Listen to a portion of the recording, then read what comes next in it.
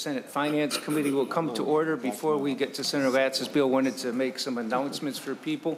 First of all, the committee is going to meet until 10:30, and then we're going to recess for session. We'll return 30 minutes after the end of session if needed to complete the agenda.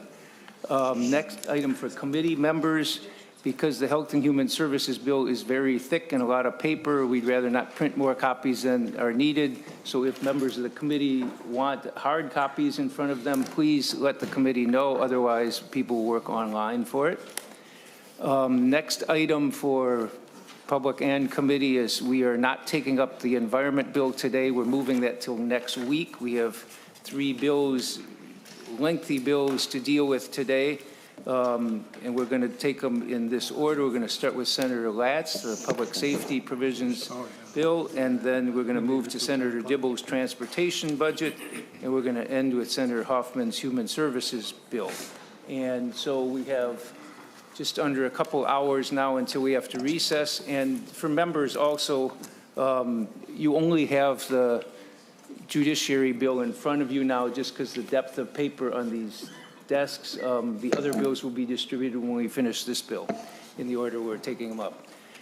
With that, we will turn to Senator Latz for Senate File 1417. Welcome to the committee. Thank you, Mr. Chairman and members. I'm proud to present the Omnibus Judiciary and Public Safety budget bill to you today. This is approximately $3.5 billion worth of appropriations to our judicial branch, an independent third branch of government, to our Department of Corrections that manages our prisons, our statewide probation system, and to the Department of Public Safety, including the BCA and other criminal law investigative and enforcement mechanisms. I'll note that the BCA now includes an expanded fraud unit, so we are carrying the money that was transferred over from the other agency to this budget for that. I will note that we have included very modest compensation adjustments where we had the budget to do that, and we appreciate being able to do so since something like 90% of our budget is personnel, and that just has to be done to maintain the personnel. We have a couple of small fee increases here that restore civil motion and filing fees to previous levels. I had worked hard to cut them in the past in a bipartisan manner, but given our situation this year, I felt it was appropriate to return to those previous levels to avoid some of the additional cuts, and that money is well used, as you will hear. I'd like to take the walkthrough for the bill. I'll have Mr. Turner do that on the fiscal side. I understand we're focusing only on the budget numbers here today. I have both the Commissioners of Corrections and Public Safety here. I don't know if we have someone from the judicial branch here either. I would assume. So would you like to have them present? If we could have just at the appropriate time, a brief presentation by them. And then, of course, they'll be available to answer questions. Sure. Perhaps start with Commissioner Jacobson and then move to Commissioner Schnell. And I don't know if anybody from the Judicial Branch, Chief Justice's office is here. But go ahead, Commissioner. Welcome to the committee.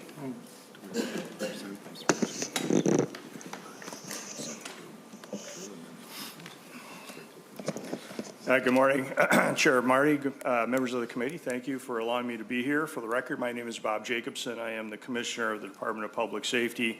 And thank you again for the opportunity to be able to testify in the public safety budget before you today. I want to express my thanks to Senator Latz and the Judiciary and Public Safety Committee members and staff for the work to craft this bill in the midst of a very challenging budget outlook, as we all know, and for the investments in public safety included in this bill. In the interest of time, I will limit my comments to just a few areas. Operating adjustment certainly is a highest priority for us. For DPS is our operating adjustment. As you know, it pays employee salaries, rent, IT costs, and was already put forward as we believe a measured request. Without it, we move backwards as an agency. I understand that the budget target created funding challenges. Having said that, it's important that we underscore the critical need for our operating adjustment. With the limited operating adjustment funding provided in this bill, the BCA and alcohol and gambling enforcement will need to cut sworn peace officer positions. Let me repeat that. For the BCA alone, this will impact over 24 positions, including criminal investigators, lab staff, and criminal intelligence analysts, more than 24 positions for the Bureau of Criminal Apprehension. This would also create a negative impact to turnaround times in violent crime investigations. With the target as it stands, DPS would be unable to afford the rent costs for the new State Emergency Operations Center, which will be complete later this spring. Without this funding, this building would sit empty. I also have concerns about how federal spending cuts could negatively impact public safety, of course, in the state. The BCA, State Fire Marshal's Office, Office of Justice Programs, and Homeland Security all receive federal funding, and so do most local public safety agencies across the state.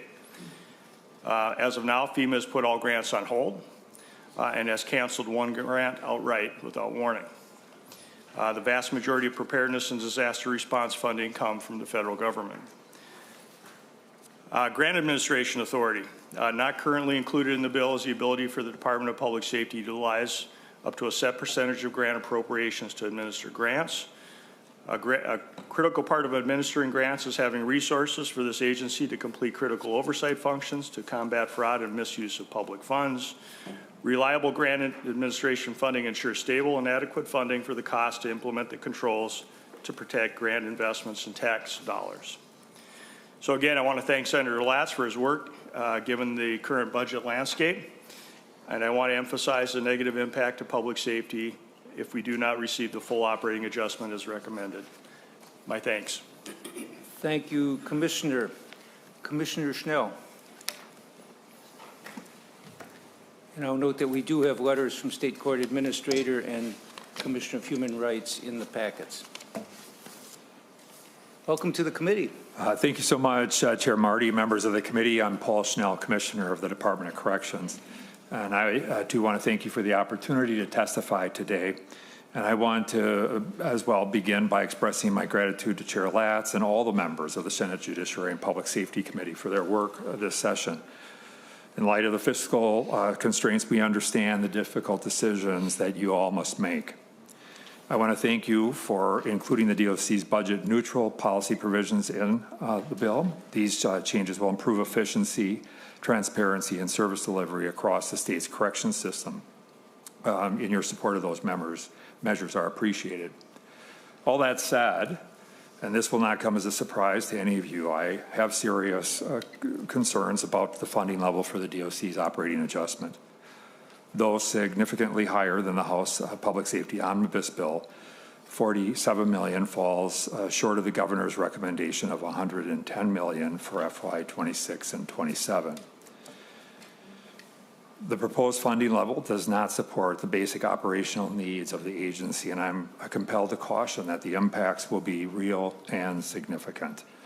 Impacts will include unavoidable staff layoffs, reduced access to rehabilitative programming, and an increase in idle time, all conditions that directly undermine the safety of our facilities and increase the risk of reoffending as individuals reenter society. 97% of the DOC's budget comes from the state's general fund, and more than 60% of the agency budget covers personnel costs. The DOC has no mechanism for absorbing these costs, and this is especially the case because the agency's security complement is currently 99% staff system-wide, and this has not been the case for more than a decade. Remember that a 1% increase in compensation for the DOC's workforce comes with a cost of $5.5 million. Historically, the DOC's high vacancy rate allowed the agencies to absorb increased costs. And there were many committee discussions over the years about the need to get prison security staffing to stay safe operational levels. And we're finally there. Once again, know that we value and appreciate the partnership we've had with the chair and the committee, and we respect the work of you as policymakers must do to balance and prioritize the needs of our state. As we go into conference committee process, we look forward to talking with committee members about the real and practical and operational implications of funding the DOC's operating adjustment at the proposed level. Underfunding the agency's adjustment will require the agencies to make difficult decisions to balance and prioritize our work while remaining steadfast in our mission-focused commitment to transform lives for a safer Minnesota. Mr. Chair and members, I thank you for your service to our state and for your time and consideration of the Department of Corrections budgetary needs. Thank you so much. Thank you to both commissioners for pointing out the challenges ahead here. Senator Latz, did you want to have Mr. Turner go through the walkthrough now? Or do you want to do? I assume from your guidance, Mr. Chairman, that we don't have anyone to present from the state courts? No, we have a letter from We have Mr. letters Shorba and the state court administrator. Oh, we do have some. Oh, open.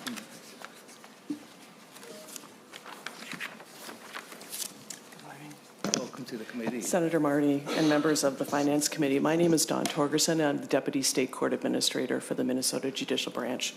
And yes, you do have a letter, but I do appreciate having an opportunity to speak with the committee. And first and foremost, we really want to sincerely thank Senator Latz and the members of the Judiciary and Public Safety Committee for prioritizing the needs of the Minnesota Judicial Branch. On behalf of the judges and staff of the branch, I do speak in support of Senate File 1417, which is the Judiciary and Public Safety Budget Bill. And while this bill, of course, does not include full funding of the branch's biennial budget request, we truly appreciate the thoughtful and targeted investments reflected in the bill. The bill does support funding a 1.5% compensation increase for our judges and staff in the branch, as well as the employer's share of anticipated health insurance increases and lease expenses at the Minnesota Judicial Center. And we really think that this investment reflects the essential role of our judges and staff. So thank you for that. We're also grateful that the bill includes funding to increase payment rates for forensic examiners. It's going to go from $136 per hour to $165 per hour. And these folks really provide the mental health evaluations in civil commitment and criminal proceedings. And this is really going to help us continue to recruit and retain the examiners that we need to deliver these essential services.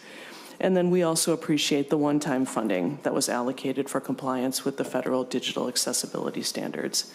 These investments will really help the branch move forward in those efforts.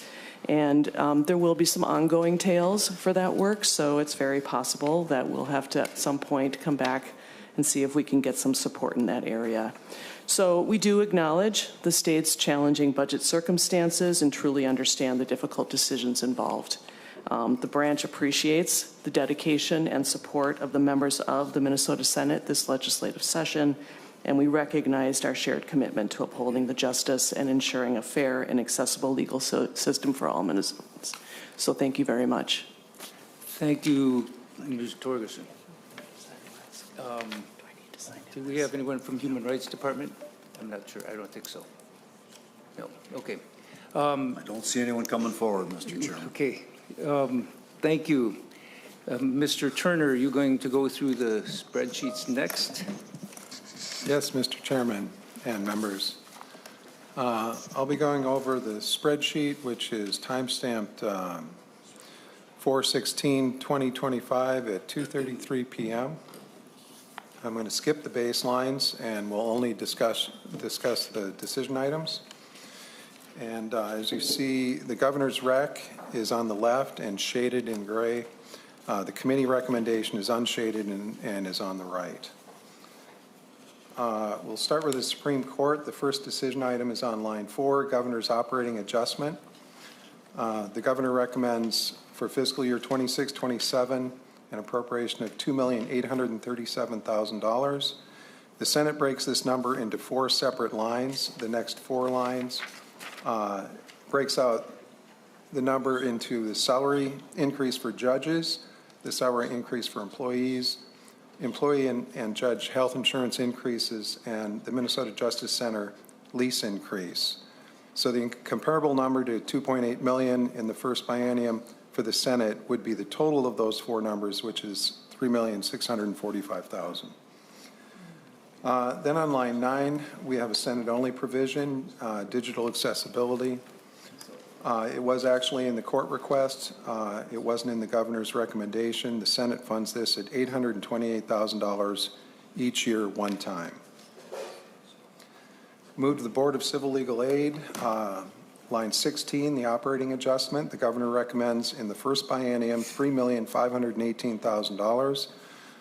The committee recommends $2,074,000, which is 59% of the governor's rec.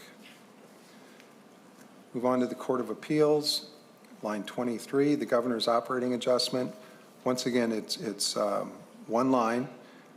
Fiscal year 26-27 appropriation of $1,011,000.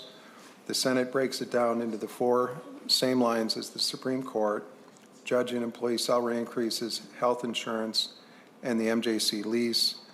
The total for those 4 lines, which is the comparable number, is $1,063,000. So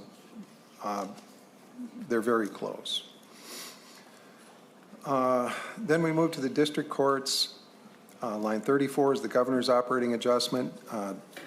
For the 26-27 biennium, it's $24,469,000. Again, the Senate breaks this out into judge's salary, employee salary, and employee and judge health insurance. There are no lease increases here because the district courts aren't housed at the MJC. The comparable number to $24,469,000 in the Senate is $25,108,000. And then on line 38, there's a Senate-only provision. Senate File 2861, forensic examiner rate increase that was mentioned earlier, goes from $136 an hour to $165, and that costs $2,685,000 each year ongoing. And as was mentioned, the Senate increases come out to a 1.5% increase for judges and salaries, and the governor is right there in the ballpark as well at 1.5. We move to the guardian ad litem decision item on line 45, operating adjustment. Governor recommends $1,661,000 for the first biennium. The committee recommendation is $747,000, or 45% of the governor's rec. Move to page 2. We have the tax court. Line 52, the operating adjustment. Governor's recommendation is $123,000 for the first biennium. The committee concurs with the governor's rec. Uniform Laws Commission. The governor recommends base funding, and the committee concurs. Board of Judicial Standards, the governor has an operating adjustment on line 62 of $31,000. The first biennium, the committee concurs. Public Defense Board, on line 69, the governor recommends an operating adjustment of $10,202,000. The committee recommendation is $3,581,000, or 35% of the governor's rec. The Department of Human Rights, line 76, the governor's recommendation for the first biennium is $469,000. The committee recommendation is $211,000, or 45% of the governor's rec. We have the Office of Appellate Counsel and Training. The governor recommended base funding. The committee has a base cut to this office, $560,000 in fiscal year 26, and $199,000 in the second and subsequent years. Then we move to the Minnesota Competency Attainment Board. The governor's recommended operating adjustment is $786,000 in the first biennium. The Senate comes in at $354,000, or 45% of the governor's rec. Cannabis Expungement Board on line 97. The operating adjustment from the governor is $45,000 for the first biennium, and the Senate Judiciary Committee concurs. That's it for page 2 and the judiciary portion of the budget. We move to page 3 and into the public safety part of the judicial and public safety budget. We'll start with sentencing guidelines, line 108 or 109. We have an operating adjustment, the governor's rec of $60,000 the first biennium, and the committee concurs. Then we move to the Department of Public Safety. The first division within the Department of Public Safety is Homeland Security and Emergency Management. On line 119, we have the operating adjustment. The governor recommends $2,545,000 in the first biennium. The committee recommends $1,145,000, or 45% of the governor's rec. Then we have a Senate-only provision, Senate File 734, supplemental nonprofit security grants. Senator Westland provision is funded by the Senate at $125,000 each year, one time. Then on line 121, there's a small operating adjustment from the Environmental Fund, with which the Senate concurs. Then we move on to the BCA. Line 131, the operating adjustment. The governor recommends $2,839,000 in the first biennium. The Senate committee comes in at $1,278,000, which is 45% of the governor's rec.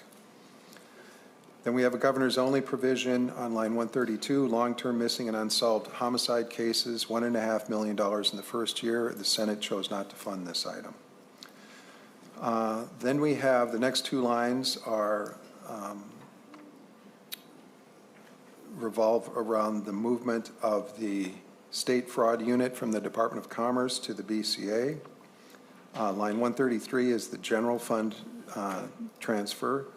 The governor recommends $1,810,000 each year ongoing. The Senate recommendation is $1,115,000 each year ongoing. The Senate number represents current staffing levels. The governor's number represents an additional 3 FTEs. I believe it's 1 agent and 2 attorneys. The next line, 134, is simply the workers' comp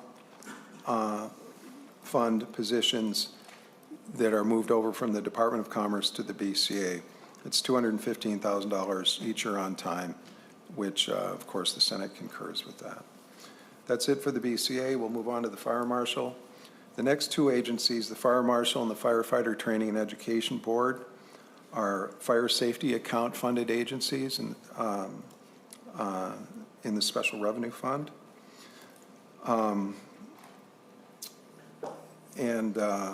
The Senate concurs with the governor's entire recommendation in these two agencies. And I have one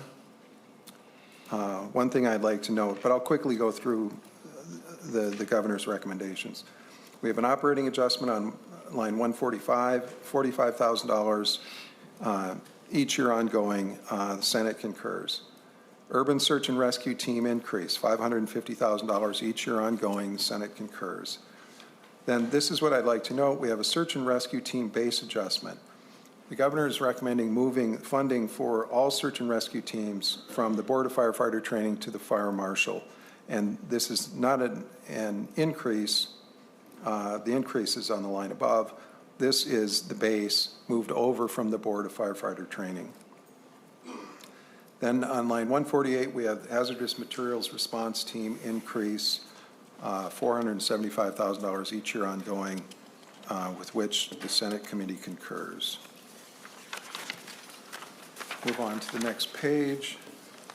We have the Board of Firefighter Training and Education. We have one decision item, and that's the one that I pointed out. Search and Rescue Team base adjustment.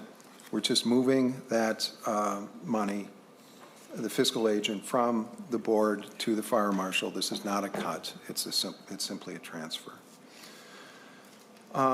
Then we move on to alcohol and gambling enforcement. We have one decision item on line 165. the operating adjustment. Governor recommends $401,000 in the first biennium. The committee recommendation is $181,000, which is 45% of the governor's rec. Then we have the Office of Justice Programs, starting on line 174. We have a governor's only provision, intensive peace officer education and training grants, $2 million each year, one time. The Senate chose not to fund this. Then we have crime victim services grants. The governor recommends $5 million the first year, one time. The Senate comparable line, there's nothing here in the spreadsheet here. The Senate comparable is on line 291. I'll talk about it when I get there. It's a $3 million transfer to a Minnesota Victims of Crime account, which the committee created in the Special Revenue Fund. Then we have a number of Senate-only provisions. I'll quickly go through them. On line 176, we have Senate File 1580, Violence Prevention Research Center, Senator Pappas, $250,000 each year, one time. Senate File 1835, Legal Representation of Children in Need, Senator Pappas, $100,000 each year, one time. Senate File 1291, Minnesota Sex Offender Program, Moose Lake, additional public safety costs. Senator Rarick bill, $50,000 each year, one time. Senate File 1308, Shelters for At-Risk Youth Grants, Senator Putnam, $150,000 each year, one time. Senate File 2291, Prosecutor Training Grants, Senator Seeberger, $100,000 each year, one time.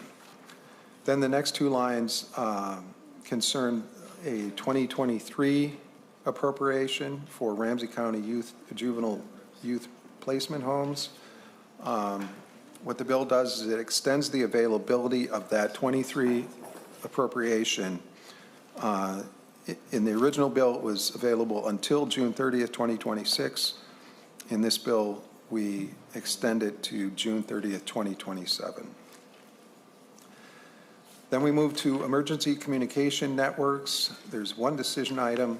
This is an E911 funded division within the agency. One decision item on line 190, Armor, maintain critical infrastructure. The governor recommends $14 million first year, one time, and the Senate committee concurs with the governor's recommendation. Then we have an appropriation to DPS's administrative services, which technically isn't in this budget. It's part of the transportation budget. It's another extension of a 23 appropriation concerning peace officer death benefits, the expansion of the definition, and then the extension of the appropriation. The bill extends the availability of those funds from June 30th, 2025, the end of this fiscal year, until June 30th, 2027. We have another appropriation which is in the transportation base. It's Senate File 2068, Ignition Interlock. This is an appropriation from the Driver and Vehicle Services Operating Account, $382,000 each year ongoing. That bill is traveling separately, and but we're carrying the appropriation in this spreadsheet. Okay, then we move to page 5. The first boxes are totals for the Department of Public Safety by fund. We can skip that. Move on to peace officer standards and training. We have two decision items. The first is on line 222, operating adjustment. Governor's recommendation is $140,000 in the first biennium, and the committee concurs. Then we have the Philando Castile Memorial Training Fund. The governor recommends $2 million first year, one time. The committee concurs with the amount, total of $2 million for the biennium, but spread out $1 million each year. Private Detective Board, one item, line 230, operating adjustment. Governor recommends $25,000 first biennium, and the committee concurs. Move on to the Department of Corrections. The first division within the department is incarceration and pre-release services. The first decision item is line 239, the fiscal year 2025 operating deficiency. That's a fiscal year 25 appropriation of $9,091,000. This is the bill that you heard on the floor yesterday. And the money is being carried in this target.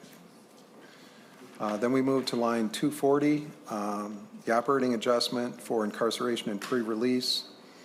Governor recommends $59,329,000 in the first biennium. The committee recommends $25,706,000, or 43.3% of the governor's rec. Then we have some bed cost and bed savings lines starting on 241. The governor's bill creates a new theft of public funds crime.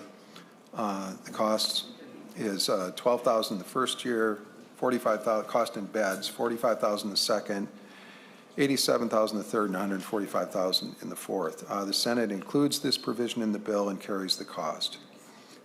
Line 242, we have bed costs on including cruelty to animals felony as a crime of violence. That's a Senator Marty bill.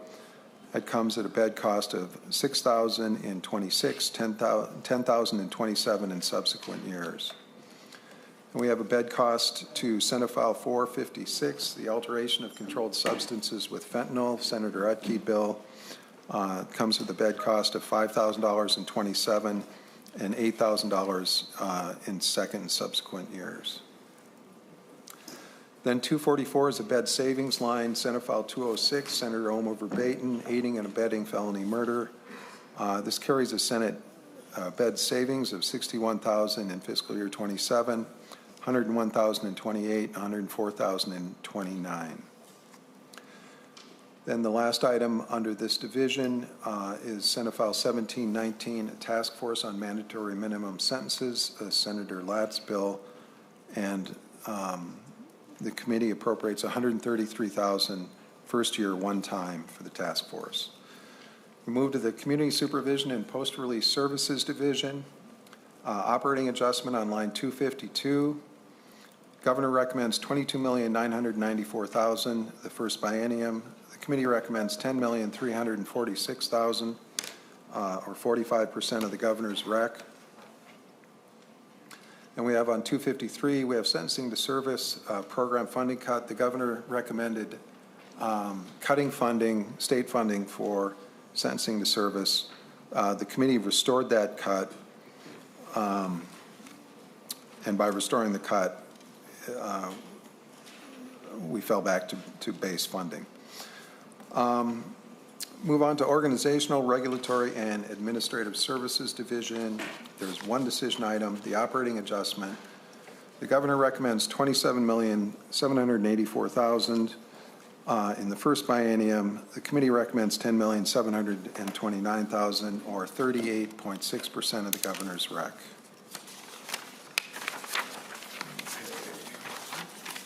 Moving on, page 6. Ombudsman for Corrections, one decision item, operating adjustment. Governor recommends $55,000 in the first biennium. The committee concurs with the governor's recommendation. Clemency Review Commission on line 278, operating adjustment for the governor of $28,000 in the first biennium, and the committee concurs. And we fund two agencies. They're outside of our jurisdiction. The first is Secretary of State. Senate File 2039, a Senator Latz provision concerning making judicial property records private. Committee appropriates $18,000 first year one time for that provision. And then on 285 to the Attorney General, Senate File 1492, Senator Latz provision again, the creation of a civil commitment division within the AG's office. $438,000 each year ongoing for that provision. We have two general fund transfers in the bill. We have the transfer to the community justice account of $461,000 each year ongoing. And then a new transfer to the newly created Minnesota Victims of Crime account of $3 million in fiscal year 26 one time. The next shaded box is the subtotals for the public safety part of the budget. Then we move to the last page. The first boxes are the grand totals of the combined judiciary and public safety budget.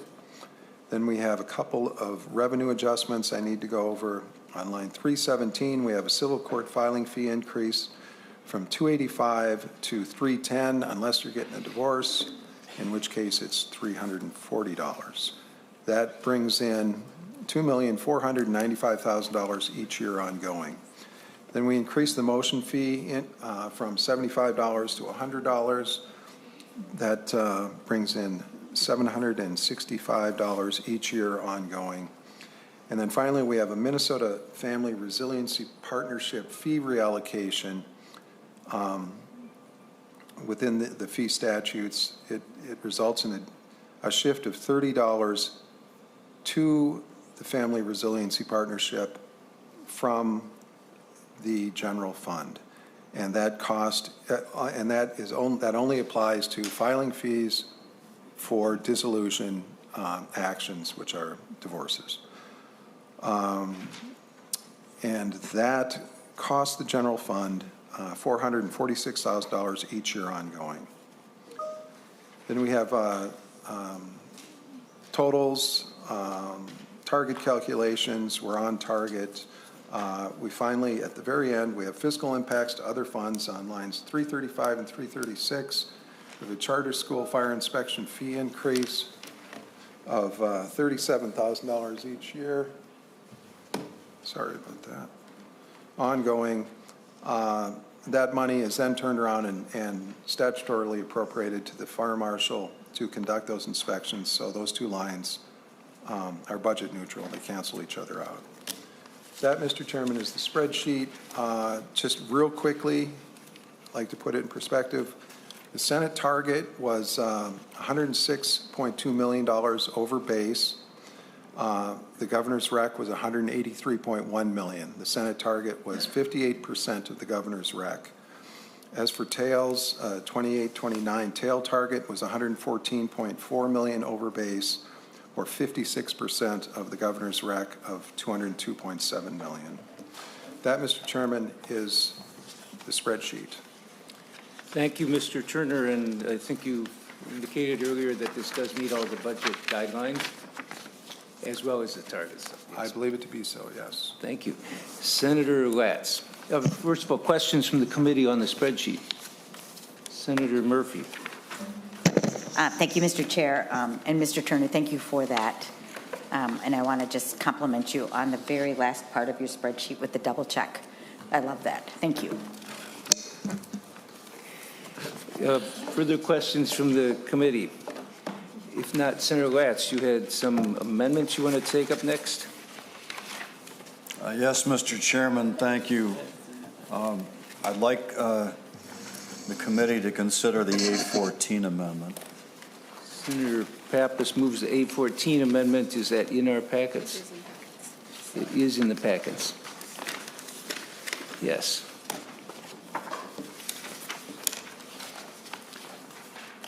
Senator Latz or Senator Pappas want to go through this? Mr. Chairman, I'll have Senator Latz do it. Okay. Mr. Chairman and members, the A14 deletes from the omnibus bill various policy bills that have already been passed individually by the Senate, the House, or both, and adds language that was inadvertently stricken in the Board of Public Defenders statute.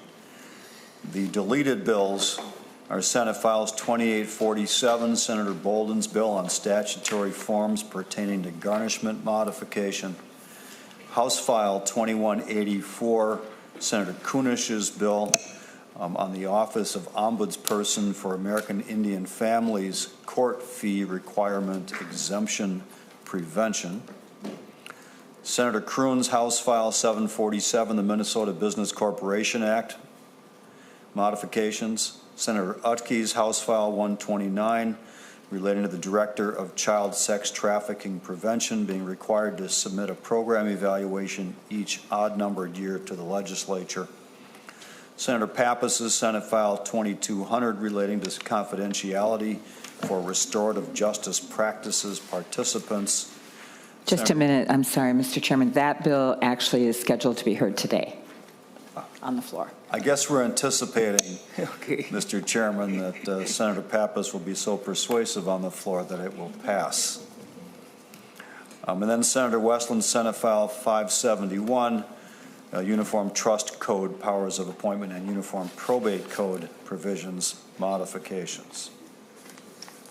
Thank you, Senator Latz. Are there discussion from the committee on the A14 amendment? If not, all those in favor say aye. Aye. Opposed? Motion prevails. Senator Latz, I think your next one is A15. Yes, Mr. Chairman. Senator Pappas moves the A15 amendment. Senator Latz, do you want to explain this one? Mr. Chairman and members, yesterday the Senate passed my bill relating to the Department of Corrections deficiency funding.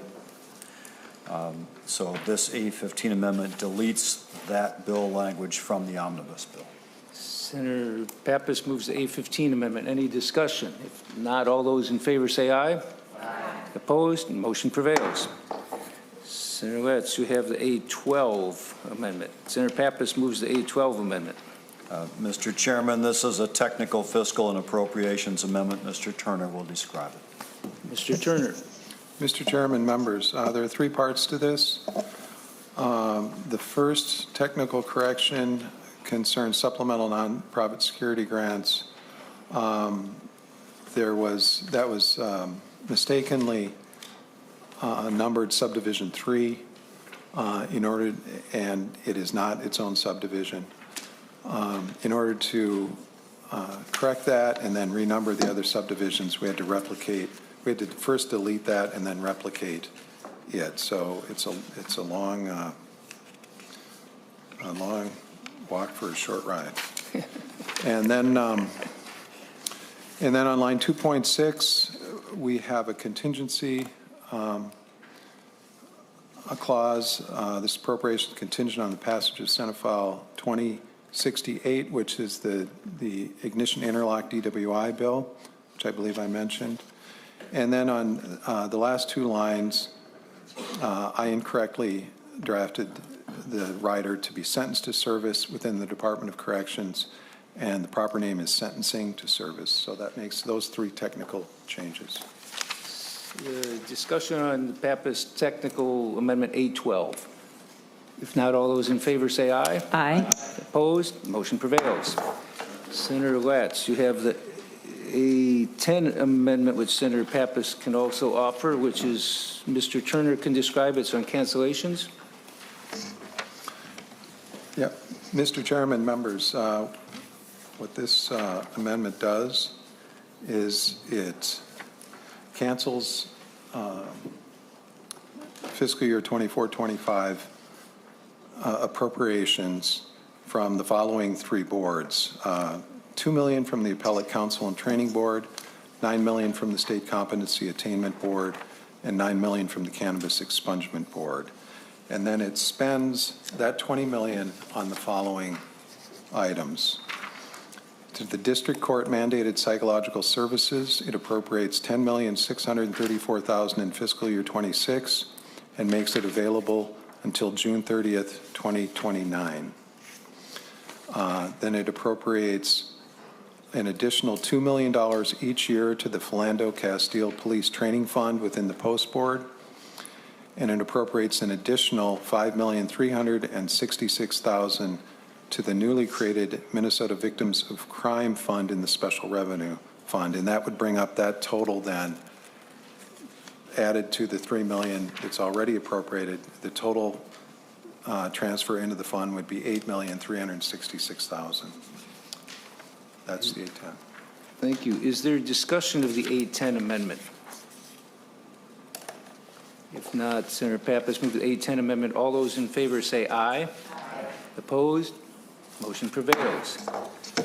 We have also a 8th amendment of Senator Pappas in our packets, I believe. Thank you, Mr. Chairman. After consultation with Senator Latz, what this amendment does is it adds to a section that it's a penalty section for people who interfere with kind of important infrastructures. and it adds to that section street lighting, vehicle charging, and other public infrastructure, and it's really in response to the copper theft problem. Discussion, any comments, Senator Latz? Mr. Chairman, I consider this to be a friendly amendment. Is there further discussion on the A8 amendment? If not, all those in favor say aye. Aye. Opposed? Motion prevails. Are there other, did you have any other amendments, Senator Latz? I do not, Mr. Chairman. Are there other amendments? Senator Mohammed, did you have one?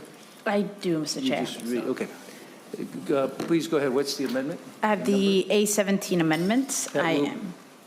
Okay, that will be distributed, and then you can explain it. And Senator Pratt has one after that, I believe.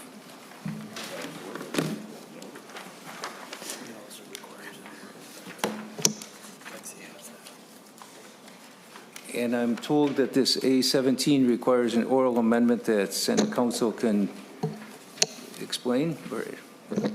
Thank you, Mr. Chair.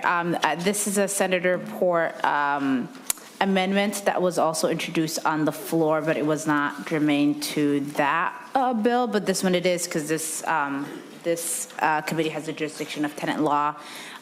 This amendment basically says that a landlord can't file an eviction against a tenant based on non-payment.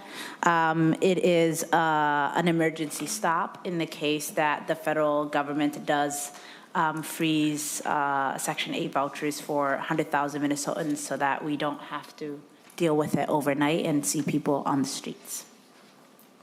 And Senate Council, you said I'm told you had a technical amendment to the amendment? Thank you, Mr. Chair. On the A17 on page 1, line 5, after the paragraph B, insert the phrase, notwithstanding any law to the contrary, comma. Senator Mohammed will incorporate that into her amendment?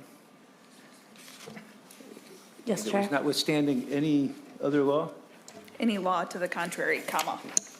I like it when we specify which laws it might be notwithstanding, but we can fix that later in the process, perhaps, to be just a little more clear. Is there discussion, Senator Mohammed, on the amendment? Thank you, Mr. Chair.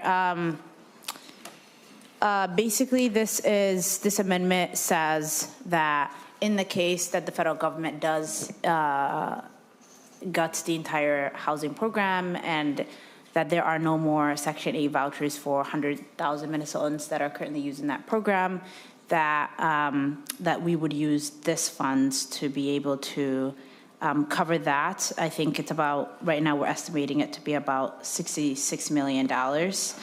Fiscal can sort of analyze how Senator Port has worked with them to get that funding, but it isn't something that is going to be used right away. It's in the case that there is a pause on Section 8 vouchers. Senator Draheim. Thank you, Chair, and thank you, Senator Mohammed, for bringing this concept forward. And I know Senator Port has mentioned it to me, and I appreciate that. I believe it was a 90-day delay, if I remember right. And I see it expires on November 1st, 2025. But I guess being the Finance Committee, I would like an explanation of the money portion. And then if I could ask Senator Latz, has this been heard in your committee? Senator Latz, you can go first. Mr. Chairman and members, Senator Draheim, no, this has not been heard in our committee. The concern was recognized and raised after we had completed our regular committee process. Senator Port was very concerned about what's potentially happening on the federal level with regard to housing reimbursements. And the goal was to provide originally just a 3-month window during which evictions would be prohibited so that the legislature would have a time, an opportunity to reconvene in a special session if that was a desire of the governor to call it. to find a way to deal with the potential, that situation should it arise, where tenants who are relying on 60 or 70% of their rent payments coming from Section 8 federal funding, and thereby being unable to pay their rent, by resulting in mass evictions. The challenge there was not only facing mass evictions, but also a mass deprivation of a lot of flow of rent money to the landlords that are maintaining the property. And whether it's large or small, but particularly for the smaller multifamily units, if there are, say, 6 units and 4 of them are Section 8, all of a sudden a landlord is facing a loss of 2/3 or something like that of the revenue, which might make it difficult for that landlord to sustain providing services, paying utilities, paying mortgage, and so on. So Senator Port and I sat down and tried to address this in sort of a contingent manner. This would find and appreciate fiscal staff, Mr. Turner's work on this, locating funds that might be reallocated, if necessary, from the Housing Finance Agency into this purpose, and would do it for a 90-day window. So it's a stopgap measure. And that would still then give the legislature, the governor and the legislature, an opportunity to reconvene in a special session and see if there can be a longer-term solution that is figured out, or see if there are changes in the federal government's approach that might make such a solution unnecessary. So this is a stopgap backup measure to provide help for both tenants and landlords that are involved in the Section 8 voucher program. It was designed not only to help fill in these gaps, but also not to create an unnecessary barrier or a long-term disincentive for landlords to agree to provide housing in a voucher setting. So I think this would be the legislature stepping up on behalf of affordable housing on both sides of that equation, for the landlords and for the housing providers and the housing tenants. Senator Drahan. Thank you, and thank you, Senator Latz. So Finance Committee, we're not supposed to debate policy too much, even though I appreciate the chair's leniency on that. The carrying of the money is, I'm just not familiar with Senate File 2298, which has been passed through, and now we're coming back and changing that after the fact, which is a concern to me. I have not seen that in my short time here. So Chair, I'm wondering if we could get an explanation, maybe from our Mr. good. Nauman, sure. Yeah, thank you. Mr. Chair and Senator Draheim, just on the front end, this is a little bit unusual. I think this was an item that came to Senator Port's attention after the housing bill had processed.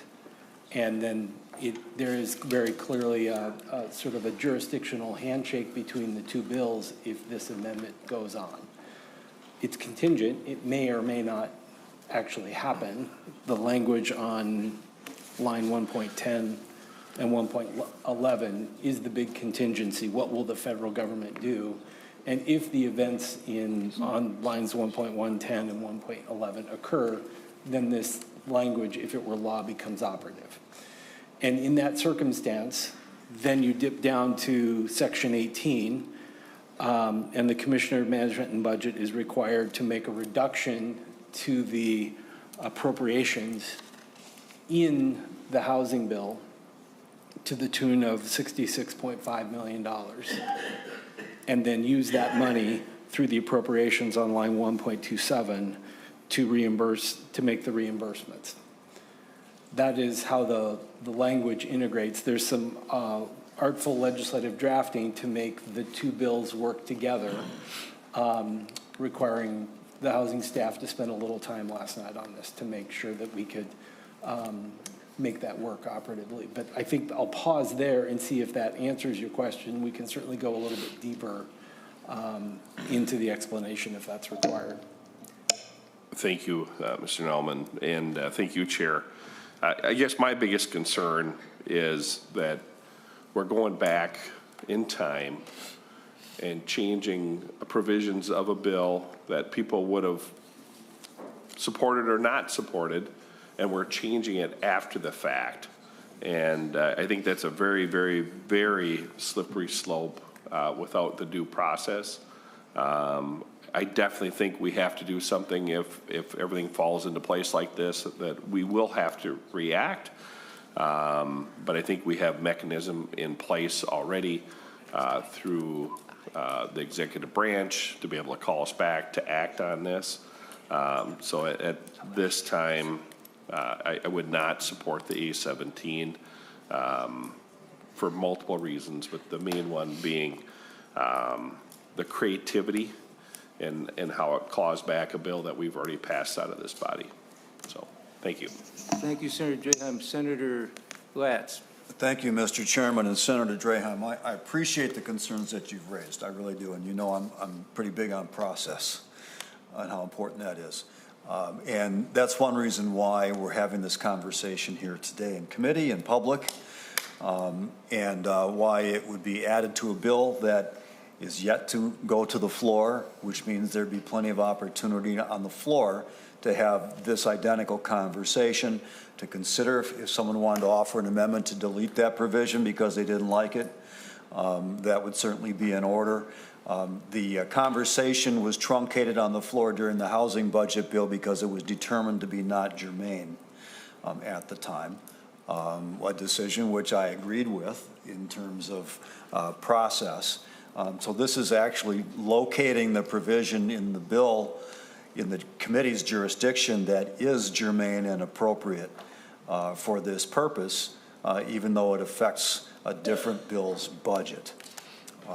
So I'm not concerned about the transparency of the process. Obviously, it's something I would have preferred to be able to have a full-blown Judiciary Committee hearing on, but that's hard to do at this stage in the session.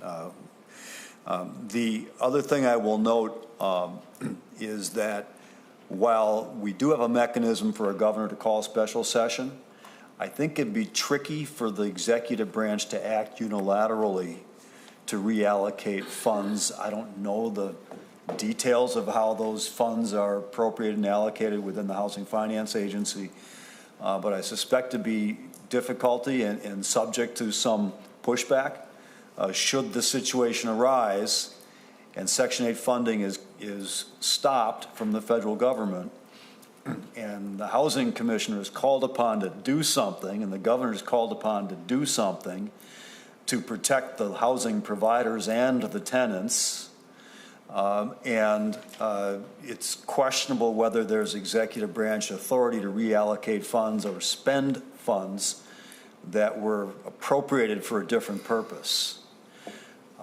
And if that could not be done unilaterally by the executive branch, then we're left with waiting for and hoping that a special session would be called and would act. And there would certainly be a delay. 1 week, 2 weeks, 1 month, 2 months, hard to know. And should the legislature act, then there's going to be another delay in getting funds out the door should this provision or something like it pass in a special session. Meanwhile, you've got tenants not paying the rent.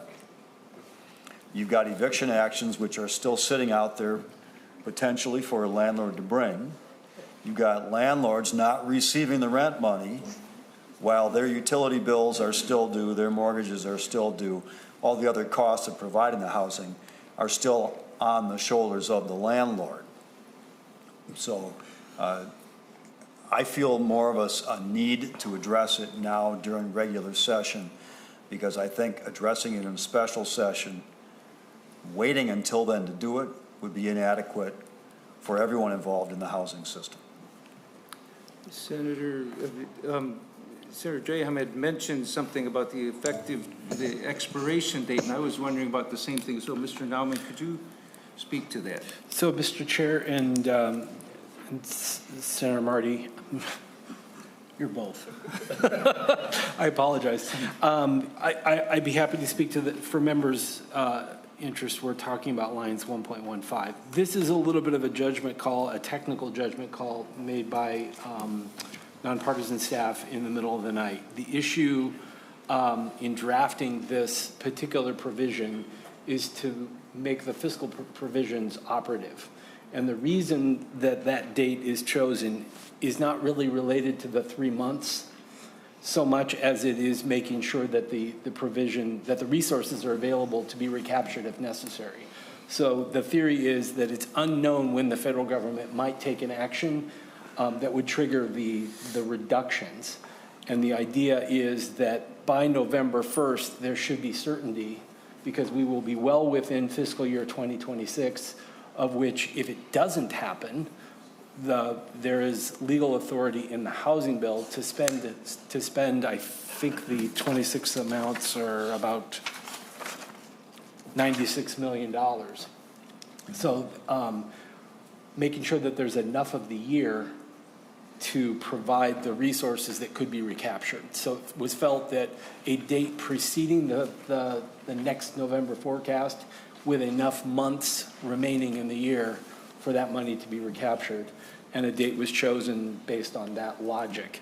The $66.5 million is an estimate by Senate fiscal staff on the amount of federal resources in that program that roughly approximates 3 months. So that's how you get the 3 months.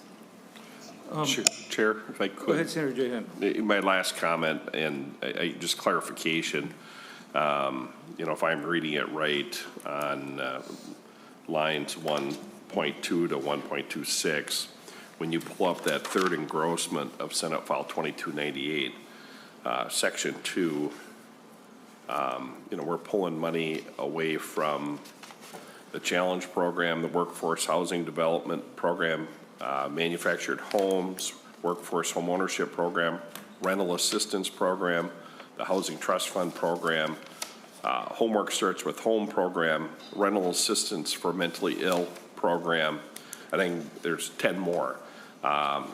Family Homeless Prevention, Home Ownership Assistance Fund, Affordable Rental Investment Fund. I mean, this is really widespread that we've already acted on this, and then we're going to come back and change it. I know the other body hasn't, and it has to go to conference committee. But to me, I appreciate the hearing, Senator Latz, and the discussion on this. And I'm sure you were brought into the discussion. And I'm glad it's in public, but this isn't the right place for this. This would, to me, maybe be a standalone bill, something else. But I just on the procedural part, once again, I oppose this amendment. Senator Pratt.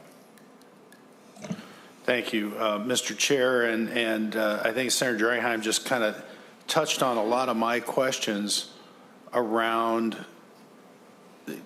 having gone through and allocated $96.948 million and giving the for some of the programs that Senator Drahan highlighted.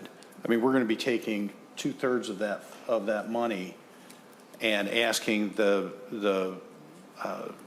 Department of Housing to go through and arbitrarily make the reallocations from, as Senator Drahan said, manufactured home park infrastructure grants, workforce home ownership program, rent assistance program, housing trust fund,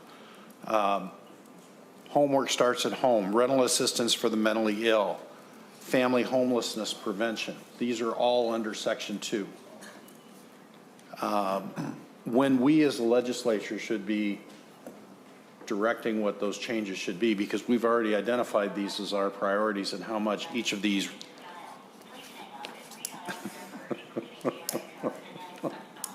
I'll wait.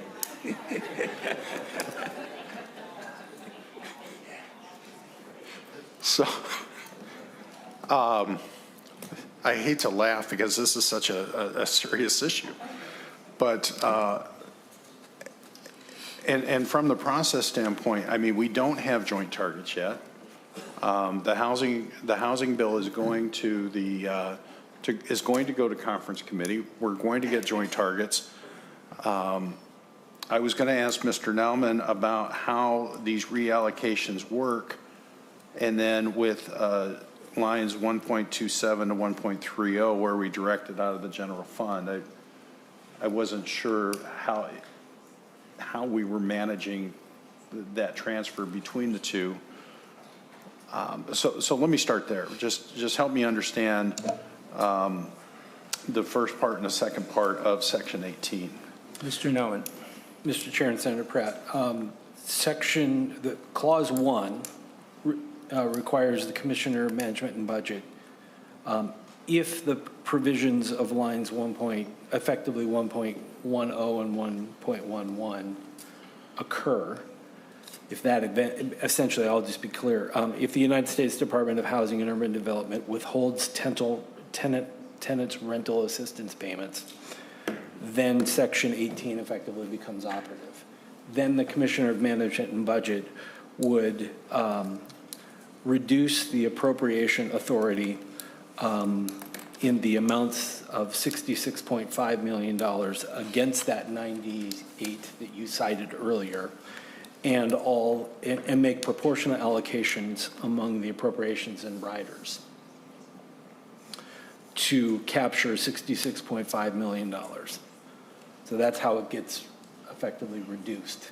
Then that same $66.5 million is then appropriated to back to MHFA and used to reimburse landlords for lost income due to the loss of tenants' rental assistance payments.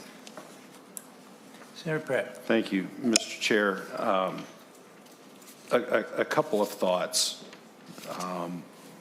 One, in my 13 years in this body, I don't think I've ever seen a reallocation of funds from a Senate file that's passed the body but has not been enacted. We know that there are significant tenant protections and that eviction is very, very difficult. There are a number of steps that have to occur already. I would say that this is an improvement on what was brought up on the floor, and the fact that, if I recall, what was brought up on the floor didn't include reimbursement back to the landlords, and this does. But we also have close to $1 billion sitting in the Housing Development Fund that was allocated, not used by the Department of Housing. We have some money in Pool 3 that has been used or that has been retained by the agency for its discretionary use, and I'm not sure what the balance in Pool 3 is. Rather than pulling these funds away from some of the programs that have been discussed in great detail, and pulling away 2/3 of the money that has already passed this chamber, I think is a bad precedent to set. I think we should allow the process to go through. The targets can be changed. This will be going into, this will be going into the conference committee where it can be vigorously debated. And I would encourage members to vote against this amendment right now. I think it needs a little more work. And Senator Latz, I really think that, if we're going to do this, we should be looking at the, borrowing the money from the Housing Development Fund rather than from some of these programs. Thank you, Senator Pratt. I think this would be discussed, as you said, you think this should be discussed in the conference committee. I think it's helpful to have Finance Committee have looked at it and the Senate floor to look at it instead of it just pop up in the thing. And again, this is for a contingency in an emergency if we have this risk of that. Mr. Chair? Go ahead, Senator Pratt. If I may, to that point then, we could easily draft a bill, put it through the Rules Committee as a late bill, emergency bill, and have that as a standalone provision here in this committee. Thank you. Senator Friends, then Murphy, then Draheim. Well, thank you, Mr. Chair. And first of all, thank you, Senator Mohammed. I think there's been a healthy discussion here about how we might find the funds for this, but I think a little bit lost in this discussion is we're talking about the potential for an emergency for a large number of Minnesotans.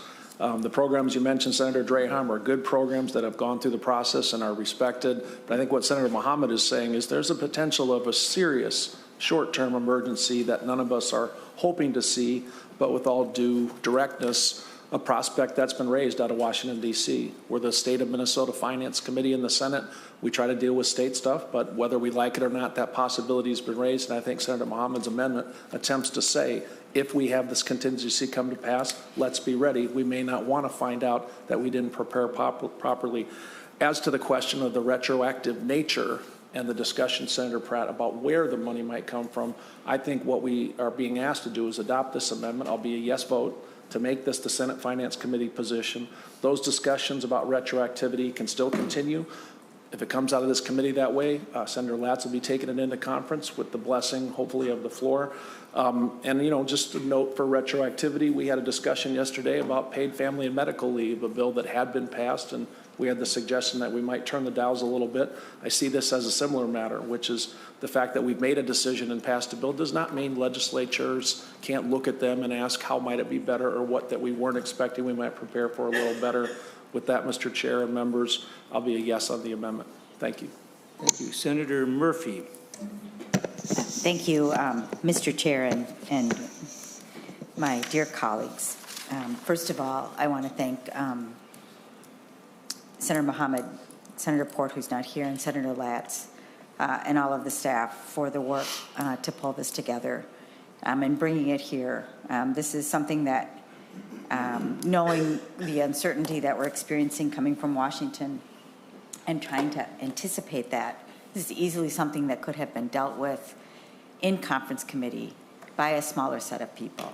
And I am really grateful that you have brought it here for our discussion so that we can see together not only what could happen, but that we are contemplating what we would do in response to make sure people are in their homes if the Congress takes this action. So I want to thank you very much for that. It is not the first time that I have seen contingency language like this, and way back and many, many years ago in 2011, 2010. It was 2010, a negotiation with the Pawlenty administration resulted in contingent authority for the next governor to make a decision about the expansion of medical assistance. The legislature did that. They did that with the administration. The Pawlenty administration put the money in place and gave the next governor, whoever was elected, the authority. That was also considered a rare but right decision that stood, and when the election happened and the next governor came in, they took action based on that contingency, knowing that the health care of Minnesotans stood at risk. So we have done something like this before. That was a decision that was made within conference in the last days of session, which is why I really appreciate the fact that this is here before the Finance Committee as we move through the process, so we're able to consider it, fine-tune it if we need to, but we're eyes wide open about what is happening and why, and I think that's important for Minnesotans. Thank you. Thank you. Senator Draheim. Thank you, Chair, and thank you, members, for the discussion. Unfortunately, Senator Mohammed stuck with me in all of our committees. We served together. I appreciate her efforts on this, something we're both very passionate about. On the paid family medical leave comment, I don't think this compares to a mythical bill that really hasn't been passed this year. This is a bill literally that we just had up on the floor days ago. if this is a priority and the majority thinks we need to do this, then it should be a standalone bill with its own target. And it can be part of the joint targets. Pool 3 has money in it. They could take money out of that, which I think would be better than stealing a little bit of a whole bunch of programs. I mean, it's like a dozen different programs that a lot of our communities rely on. Section 8 is very important. In the little 8-plex that I'm a minority owner in, we have Section 8 in that. And without that, that gentleman would be homeless. It's very important for a segment of our population. But I think all this is grandstanding and just something we've heard in every committee about blaming Washington for all our woes. And what I read a week ago on this from Washington, and I read a ton on housing. It's one of my most passionate subjects. Senator Mohammed knows this. Is the talk that I saw in the articles I read was that they were going to replace Section 8 with state grants. So it would be a state grant program instead of Section 8. Now, would that maybe adjust the payment, and would we have to react? Of course, just like we react to every new administration. But I think the cutting of all funds is over-exaggeration. But I'm glad we're having the discussion. I'm glad we're talking about housing. I'm glad we're talking about how important some of these housing programs are. I just think the way we're going about it is a very slippery slope. And I have seen more, I guess I'll just, odd procedures this year than I ever have in my 9 years here. So I just urge a no vote on the A17. I hope we continue to have the discussion. I just think this is the wrong place. Thank you. Thank you, Senator Ham. I do hope this is totally unnecessary legislation, but I think the concern is there. I actually had a question about the expiration date and what happens if by executive order something would happen after November 1st. Anyway, I realize that the funding level may not be there after that point, the full funding level, but I think it's worth discussing because, as Senator Latz noted, the turnaround time, if there had to be a special session and so on, would be long. And I think the idea of 100,000 Minnesotans possibly being homeless all at once would be a crisis. So anyway, I think as several of you have mentioned, this will be considered throughout the process. I think it's better we started with it here. And Senator Mohammed, final comments before we vote on A17. Yeah, thank you, Mr. Chair, and thank you, Senator Port, for working on this, and Senator Latz for staying up overnight and finding a way to include this in his bill and working on it. Of course, thank you, Senator Draham. I am in every committee with you.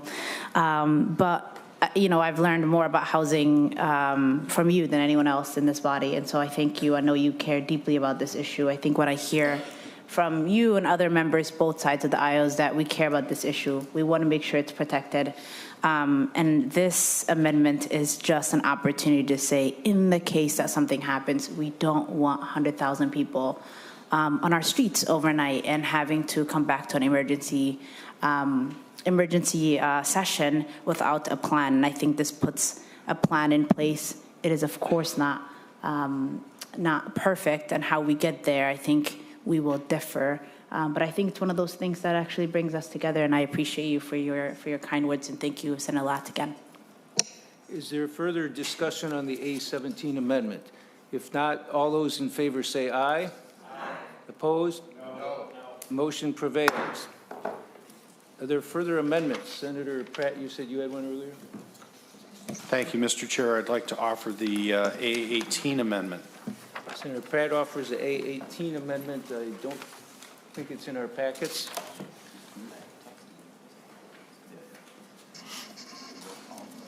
Mr. Chair, I want to thank our nonpartisan staff. They did a great job of drafting this as a last-minute amendment, and I've tried to share it with some of the key stakeholders along the way, but this came from a conversation I had just before the Easter Passover break, and a gentleman who has a son that is a vulnerable adult was being groomed by one of his caretakers.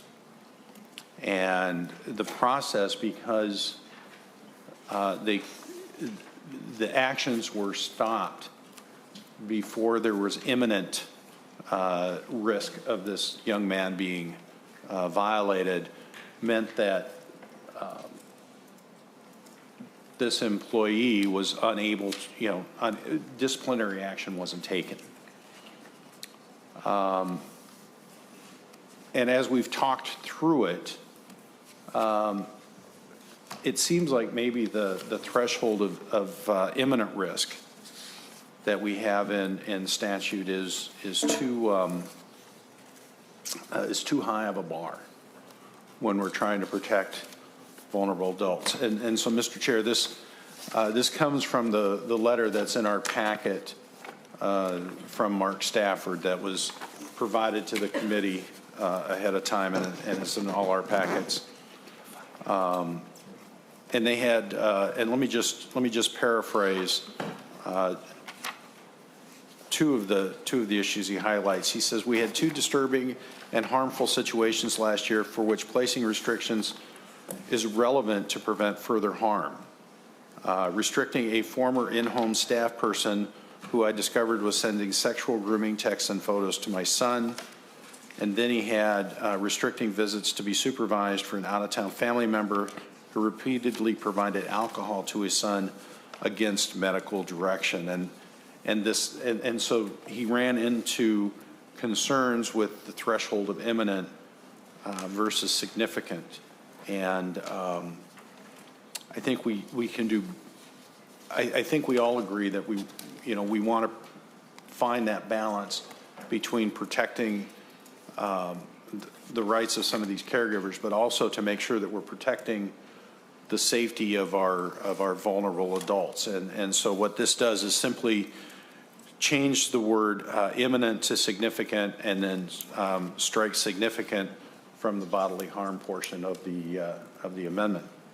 And I'd be happy to take any questions or any feedback. Thank you, Senator Pratt. Senator Latz, comments on the amendment? Mr. Chairman, I appreciate this being brought forward.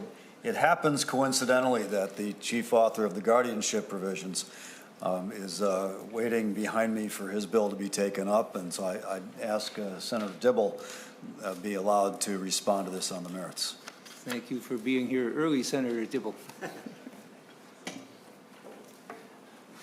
I keep my eyes on everything, Mr. Chair. So thank you, Senator Pratt, for the amendments, and appreciate your comments on the efforts to strike the balance that this provision, the underlying provision, seeks to accomplish, which is making sure that we're providing for the protection and safety of those under your guardianship, while also allowing them a certain measure of dignity and autonomy and agency that they should be afforded, particularly with respect to communications and visitations and that sort of thing. That's what the underlying amendment to Senator Latz's bill seeks to achieve, create a little bit more of a due process when significant decisions are made around those sorts of things, should they involve and entail restrictions. This, on first blush, this whole area of law gets a little bit complicated, so I'm glad you've sought some counsel with stakeholders and more knowledgeable people. My first blush read is I wouldn't be opposed to this change. I think it strikes helps to create that balancing test. I think others might have a different read or some concerns. So I know you were offering this as an amendment as a discussion point. So I'm happy to continue the discussion with the stakeholders. I did take a picture of the Mr. Stafford's letter and sent it out.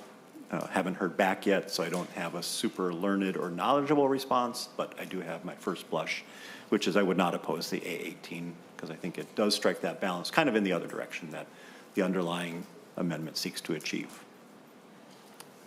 Discussion, Senator Pratt. Thank you, Mr. Chair, and thank you, Senator Dibble, and I appreciate your comments. And Mr. Chair, I'll withdraw the A18 amendment and look forward to talking to Senator Dibble and others on the Judiciary Committee about how we strike that right balance. Thank you. Senator Pratt withdraws the A18 amendment. Are there further amendments to the bill? Further discussion to the bill? Mr. Chairman, Senator Pappas. ready for an amendment? For a motion? Sure, I believe we're ready for a motion. Well, let's let Senator Latz have any additional then I'd comments like to he may make the have motion. before we move the bill. Mr. Chairman, appreciate the good conversation and discussion today. I know some of the issues in particular, the one around that we just finished prior to this amendment, have raised some additional questions for discussion. Senator Port and I sat down to try to figure out a solution to the problem, and then the source of the funds happened, outside of my direct conversation. I learned about the source this morning. I think certainly it's worth having additional consideration. I'm glad it's going through this process so that we don't have to consider adding a brand new provision into a conference committee report that didn't pass any process in either body.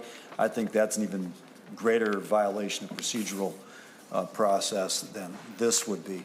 But in terms of how we work out, even if it's between now and whenever this bill comes up on the Senate floor, if we can find a consensus on perhaps a better source, if it's the Fund 3 or whatever you call that provision, or some other source that is people are more comfortable with, I'm open to having that conversation as well. I think we're all looking for a solution in the event that we have a problem that can solve this issue. So with that, I appreciate the committee's involvement and support. Thank you, Senator Latz. Senator Pappas moves that Senate File 14-7. Oops, Senator Pratt, I'm sorry. Oh, thank you, Mr. Chair, and I was going to try to get in before Senator Latz, but I just want to say thank you, Senator Latz, for bringing the bill and the good discussion. I do have some concerns in the underlying bill. I was a co-author on the felony murder changes that we made last biennium, and I think those were good. But I am concerned that we are continuing to widen that provision to maybe some people that it's not as applicable to. I remember when we talked about felony murder that it was, I had a constituent who actually got a harsher sentence than the person that pulled the trigger.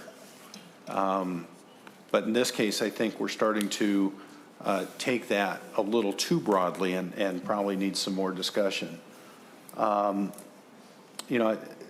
As I understand it, there are some changes to data practices that maybe obfuscates what we're trying to do, and it raises court filing fees, which we're all, I'm afraid, makes the access to the judiciary system more difficult.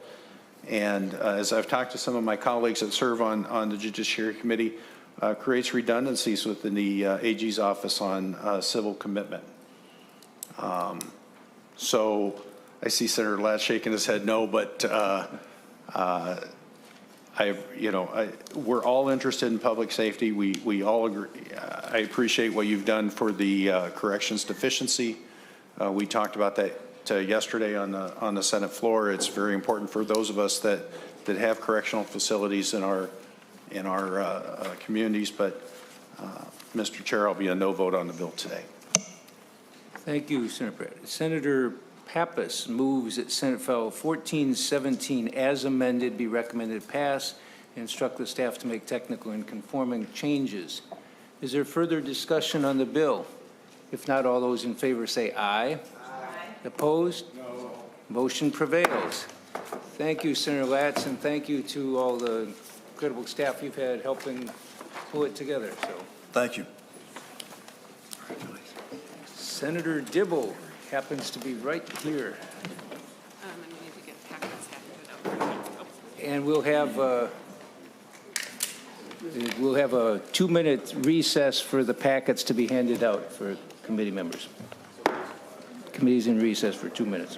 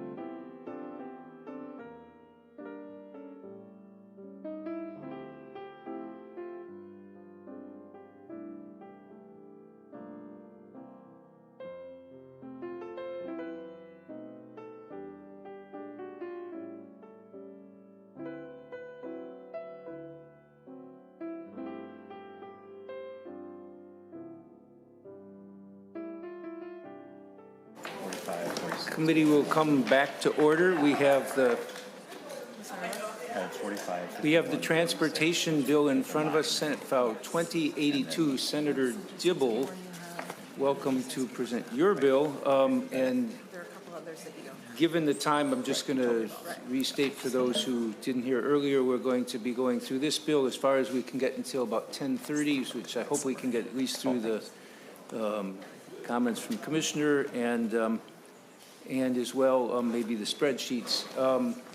With that, Senator Dibble, welcome to the Finance Committee. Thank you, Mr. Chair and members. I kind of missed what you just said. We're going to start and then come back to it later. We will come back to it after session, unfortunately, but at least we can maybe get through any comments from Commissioner and maybe Ms. Boyd get through the spreadsheet if we're fortunate. Perfect. And would you want to take the technical amendment that we have to the bill? Your choice if you want to do that earlier or later. Great, thanks. So I'll just set out kind of the broad brushstrokes of the transportation bill. I appreciate the opportunity to present Senate File 2082, Mr. Chair. And just to start off, letting the committee know and those listening know, the target that we were given to achieve was a negative target, negative general fund target of, in this coming biennium, about $227 million, and in the next biennium, about $132.5 million. We did achieve that target as directed, and the assumptions that were built into that target, and we did comply with those assumptions. The major elements that would need to come out of our budget were of course, the appropriation that we had made in the last biennium to Northern Lights Express. We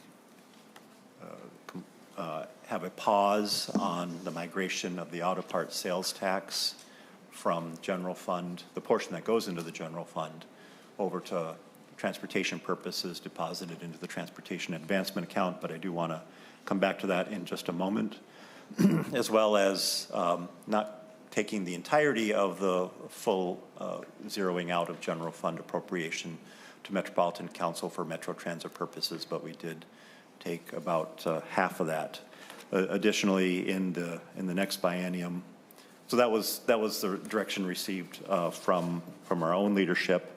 There were some substantial other cuts that were offered by the governor, some of which we took and some of which we didn't. I'll just mention those quickly. There was a cut of $16.4 million ongoing for the biennium to Greater Minnesota Transit. We did not accept that cut. I had mentioned the $65 million cut to Metro Transit appropriations, and we took only 50% of that. There are some other smaller ones which I won't mention.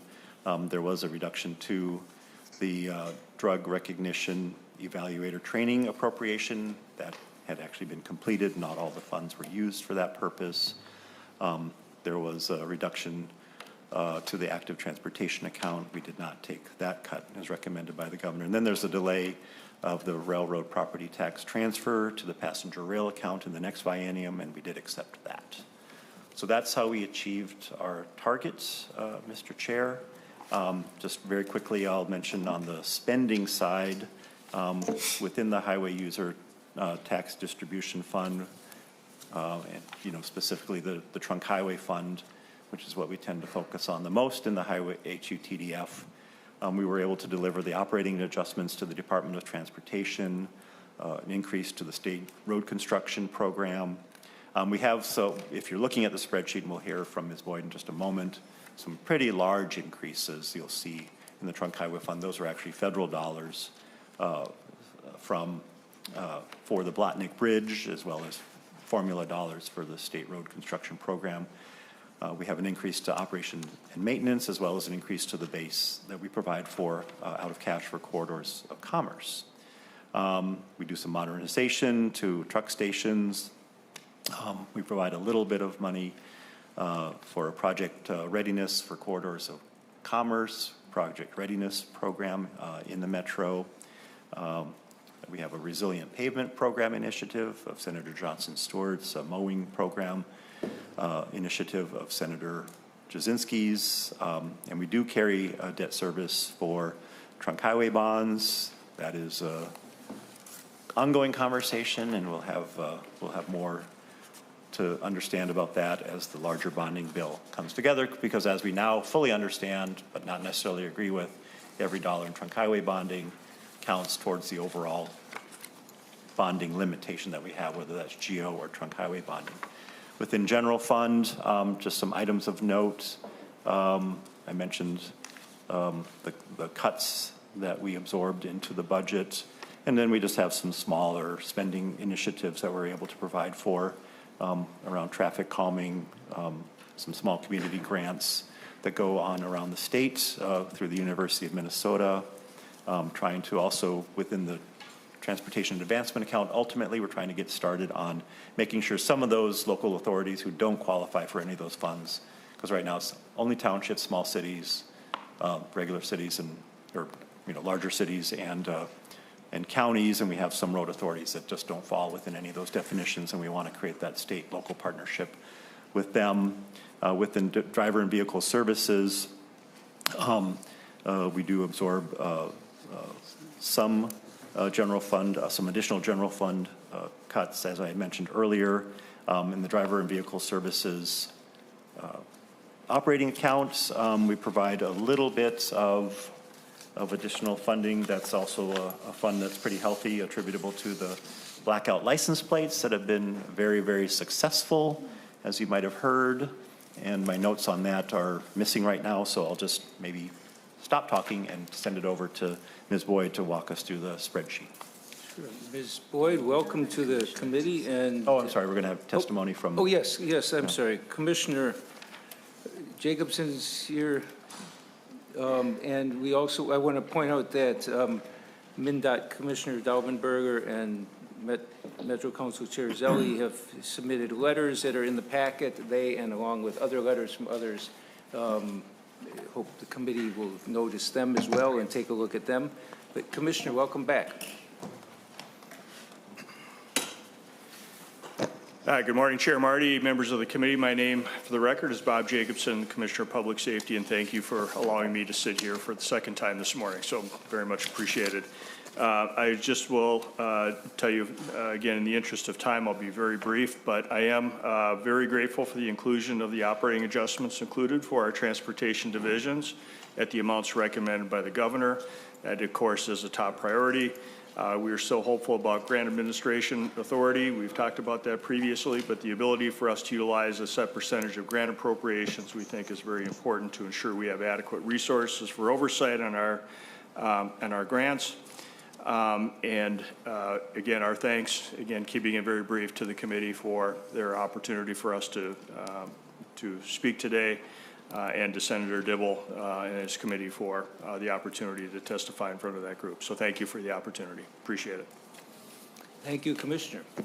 Senator Dibble. And I'll just mention thank you to the Commissioner. I'll mention there is a letter from the Department of Public Safety. They're not thrilled with every aspect of the bill, so the conversation continues. Thanks.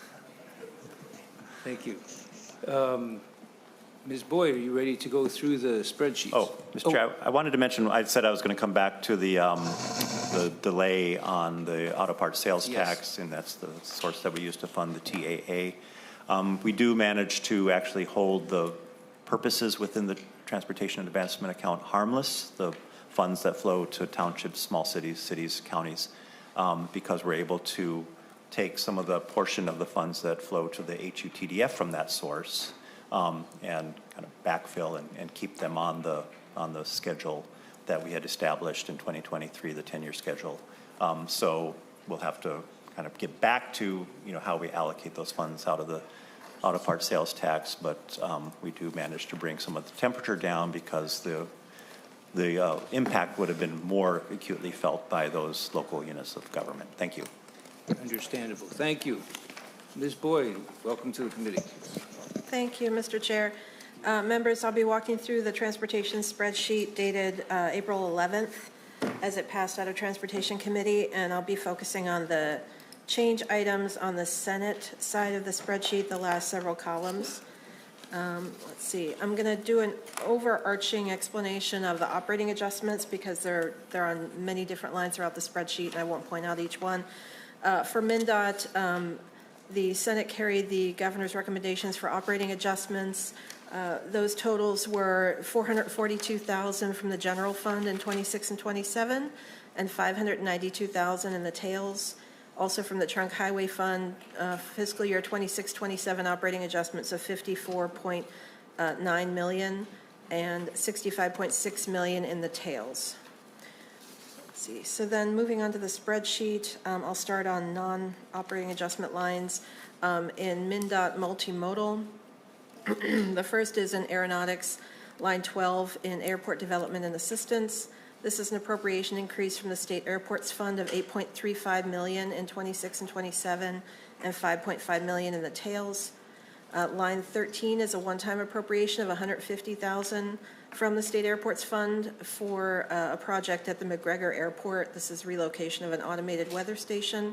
I believe this was Senate File 123, Senator Farnsworth provision. Line 22 is an appropriation increase from the state airports fund in aviation support and services of $2 million in each biennium. And line 29 is an appropriation increase from the state airports fund of $200,000 each biennium for the Civil Air Patrol. Then moving down to transit and active transportation, line 35 shows an increase to the base for Greater Minnesota Transit of $7.475 million, and that will be in fiscal year 28-29. and that's from the general fund. Line 46, we're moving into passenger rail at the bottom of page 1, is a cancellation of part of the fiscal year 24 general fund appropriation for the Northern Lights Express passenger rail project. This original appropriation was $194.7 million, and this cancels $185.7 million of that appropriation. Line 47 is a cancellation of the remainder of a fiscal year 23 general fund appropriation for rail corridor service analysis and reports. Those reports have been completed, and $3.1 million remains unexpended. And then both of these spending cancellation items will appear as revenue items in fiscal year 26 later in the spreadsheet. Lines 48 through 51 are extensions of previous appropriations. These are governor's recommendations. They'll be used for the same purpose, but with a later cancellation date. 48 and 49 are an extension of a fiscal year 21 appropriation of $10 million from the general fund for the Borealis Amtrak line to Chicago. This is now canceling in fiscal year 28. 50 and 51 are an extension of a fiscal year 23 appropriation, I believe. It might have been 24, of $1.8 million for Amtrak service federal aid matching. And then, let's see. I'm sorry. I believe I missed a couple lines. Line 52 is a one-time appropriation for a federal match for the Big Sky North Coast Corridor from the general fund, $200,000. Line 53 is a delay. This is reduction of statutory appropriation from the passenger rail account. This is a provision later in the spreadsheet. I'll point out this is a delay of a transfer of railroad property tax from the general fund to the passenger rail account. And moving on to page 2, the next non-operating adjustment line will start in state roads under operations and maintenance. Line 75 is an appropriation increase for operations and maintenance from the trunk highway fund of $13.5 million in 26-27 and $30 million in 28-29. Lines 76 and 77 are an extension of $600,000 of a previous $1 million general fund appropriation for the Highways for Habitat program. This is for roadside vegetation management along highways. Oh, that's general fund. And then under planning and research, line 85 is a trunk highway fund appropriation of $6 million in each biennium for statewide corridor planning. This is a governor's recommendation. Line 86 is an increase of $68,000 from the trunk highway fund in each biennium for grants to the 7 metropolitan planning organizations that are outside of the 7-county metro area. These grants are to match federal transportation planning grants. This is an increase to their base amount of $532,000 each biennium. Line 87 is a one-time trunk highway fund appropriation of $150,000 for autonomous mower research and purchase of an autonomous mower for mowing at rest areas and highway rights-of-way. Lines 88 and 89 are an extension of $500,000 of a general fund appropriation, I believe from fiscal year 21, for project planning and development of a land bridge over I-94 in St. Paul. Then moving down to line 96, under program delivery, $2 million is a one-time appropriation from the trunk highway fund for project readiness activities for a project to meet the eligibility requirements for corridors of commerce. Line 97 is $5 million in each year of the biennium one time from the trunk highway fund for the resilient pavement program. This is established in Article 3 of the bill.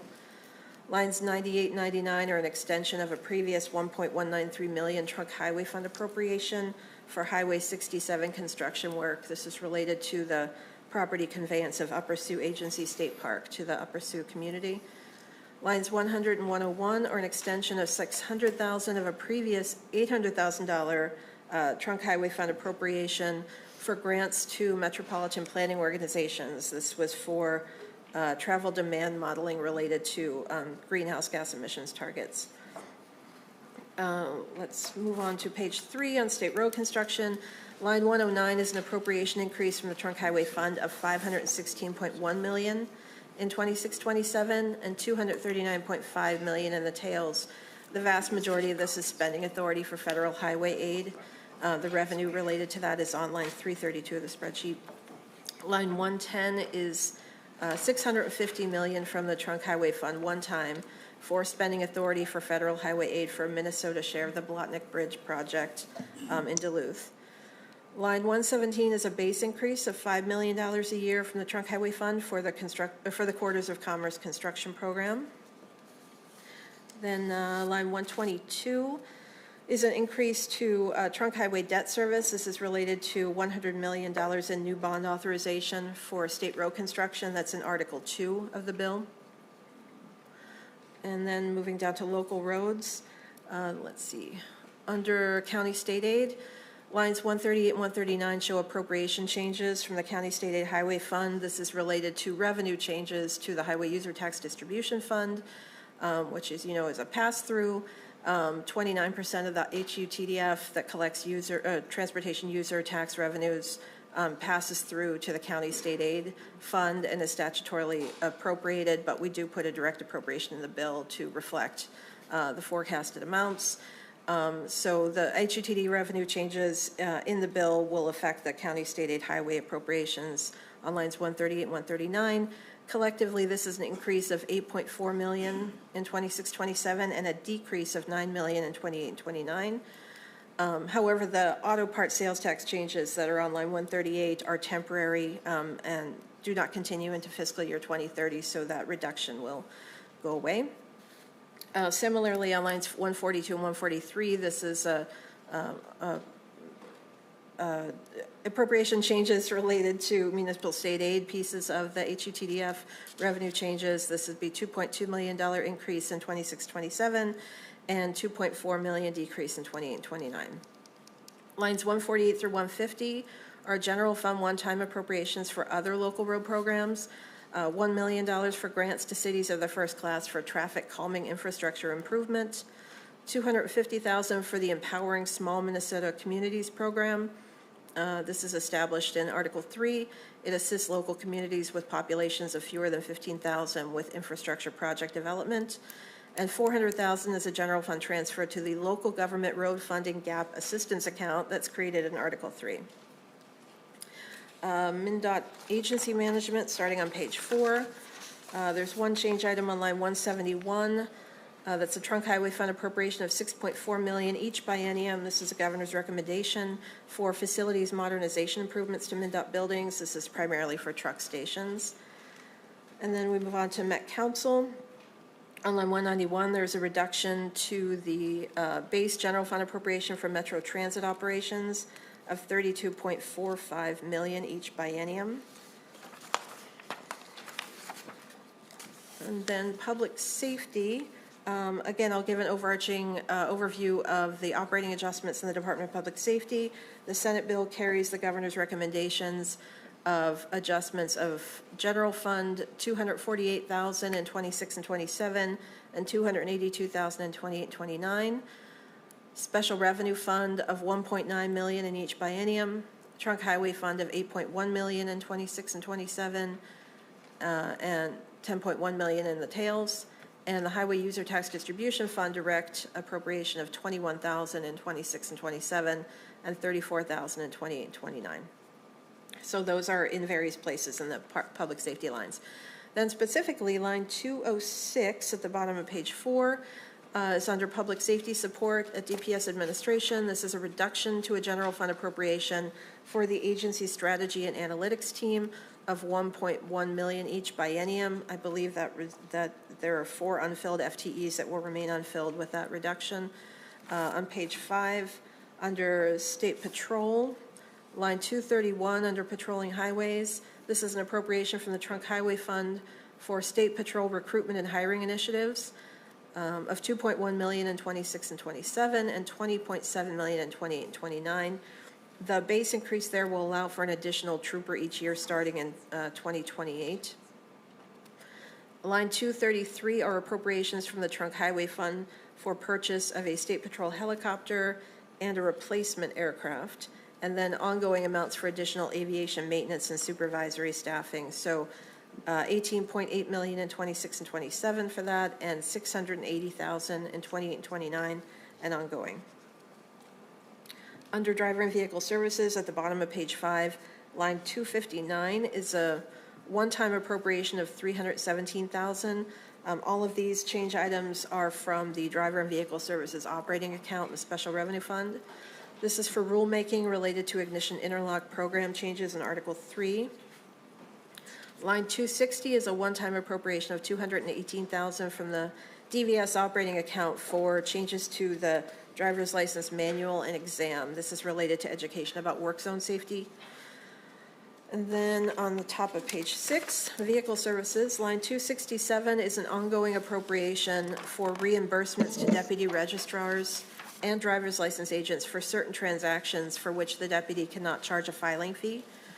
This is $4.4 million each biennium. This was a governor's recommendation.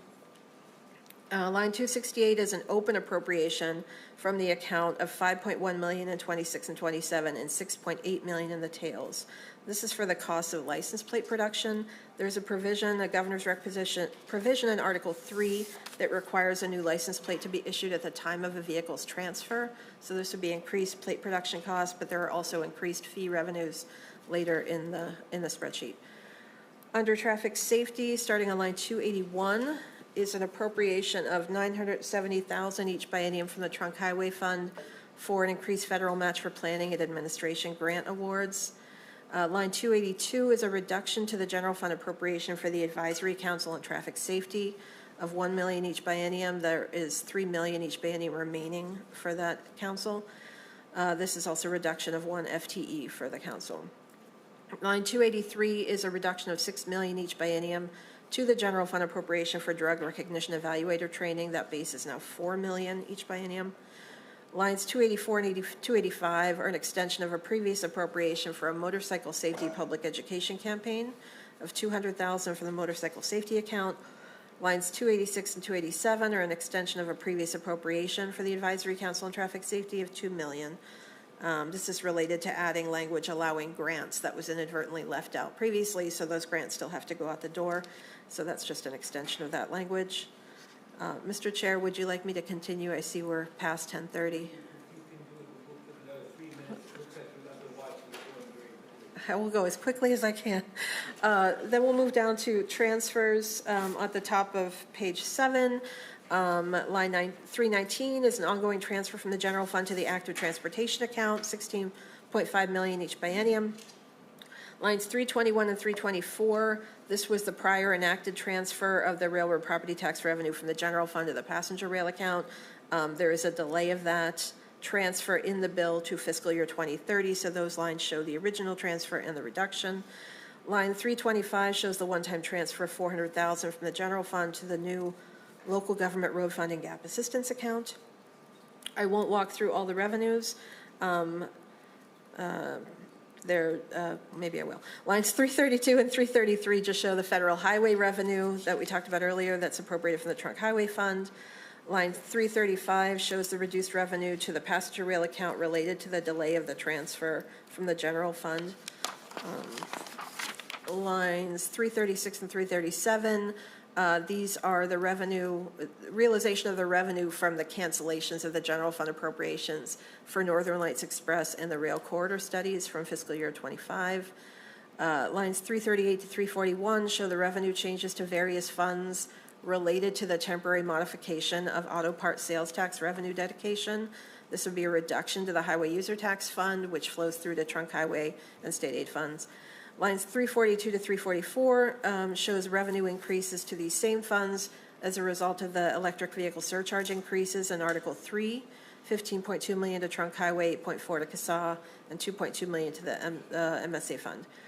Line 345 shows the revenue into the new local road fund and gap assistance account. That's a transfer from the general fund of $400,000. Lines 348 to 350 show the revenue related to the requirement to replace license plates at the time of the vehicle transfer.